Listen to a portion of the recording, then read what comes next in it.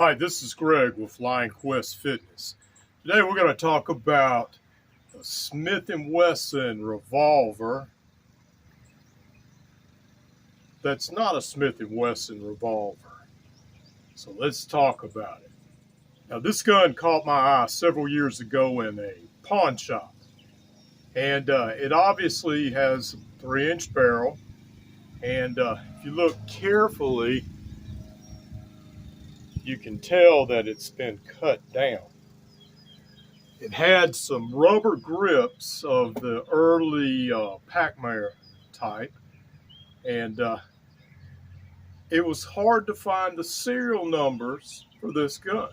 So I did a lot of research on the Smith and Wesson forums to see what I could find out about this firearm. Now, one very astute member of that forum advised me that this was a lend-lease firearm. And if I looked carefully, I could see where the lanyard ring had been.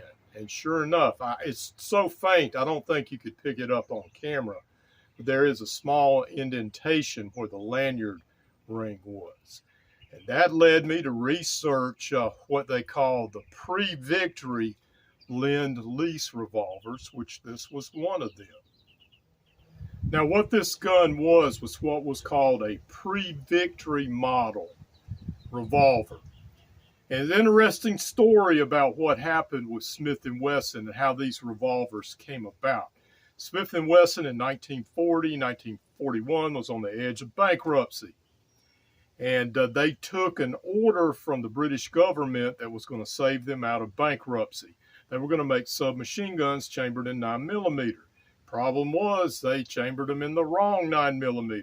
When the British government got them, they were useless, and they all got dumped into the Thames River. So it's like, okay, give us guns or give us our money back.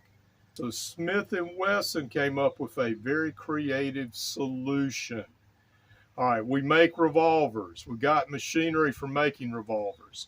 So what they did, they started making revolvers to the British government, chambered in what is called 38 Smith and Wesson, which is different from 38 Special. It's not as powerful a cartridge. However, it was very similar to the 38-200 cartridge that the British government was using to equip their colonial armed forces in the revolvers that were made in Britain.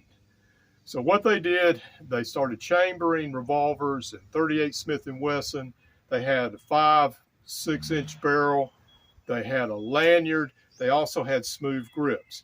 The bluing was a dull bluing to save money. They sent hundreds of thousands of these revolvers to the British government to help with the war effort, and they went to their different colonial police forces around the world. So Greg, why is this revolver different? Why was the barrel cut down? Why is it nickel-plated? Why does it have different grips? Well, what happened after the war, many of these were surplused. They had their barrels cut down to more of a concealable 3 inches. And according to one of my sources, these that were nickel-plated and rechambered in 38 Special were done so in Italy. And then they were sold back on the United States market. And this is a representative of that type of firearm. Now, you can tell if you have one of these guns by looking inside the cylinder at the retention ring. And there are 2 rings, one that was cut for 38 Smith and Wesson, and that one was cut for 38 Special. Now, you may not be able to see what I'm talking about, but should you find one, you should be able to tell. Now, the gun itself has a very smooth Smith and Wesson trigger, just like the ones that were made for the civilian market. You also have the Smith and Wesson logo on the right side of the gun. So why is this not considered a Smith and Wesson revolver? For that, you have to look at Smith and Wesson historian Roy Jinks, who totally repudiates these revolvers because they were rechambered and because they were cut down. But the action of these revolvers is very good. The accuracy is fair. We'll go shoot it and see. And the history behind this gun, which actually saved Smith and Wesson as a company, is interesting. Let's go take a few shots with it and see if it is worthy to be called a Smith and Wesson revolver.